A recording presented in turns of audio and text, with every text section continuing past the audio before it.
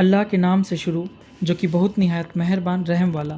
اور جب ہم نے تم سے عہد لیا اور تم پر طور کو اونچا کیا، لے جو کچھ ہم تم کو دیتے ہیں زور سے، اور اس کے مضمون یاد کرو اس امید پر کہ تمہیں پرہیزگاری ملے۔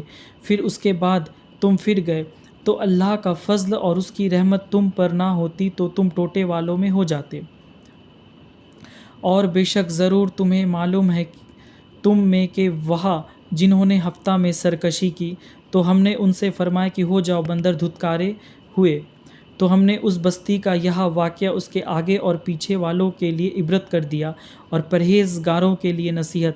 اور جب موسیٰ نے اپنی قوم سے فرمایا خدا تمہیں حکم دیتا ہے کہ ایک گائے ذبح کرو، بولے کہ آپ ہمیں مسخرہ بناتے ہیں۔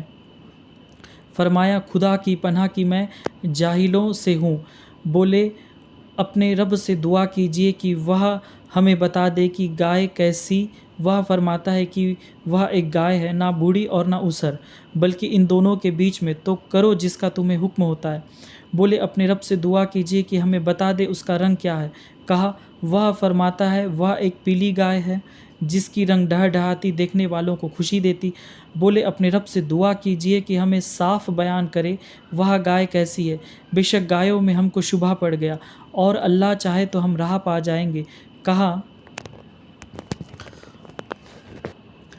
وہ فرماتا ہے کہ وہ ایک گائے ہے جس سے خدمت نہیں لی جاتی، کہ زمین جوتے اور نہ کھیتی کو پانی دے، بے عیب ہے جس میں کوئی داغ نہیں۔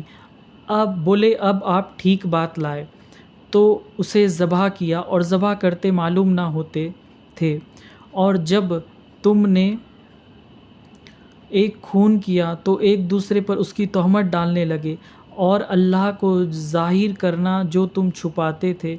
تو ہم نے فرمایا اس مقتول کو اس گائے کا ایک ٹکڑا مارو، اللہ یوں ہی مردے جلائے گا اور تمہیں اپنی نشانیاں دکھاتا ہے کہ کہیں تمہیں عقل ہو۔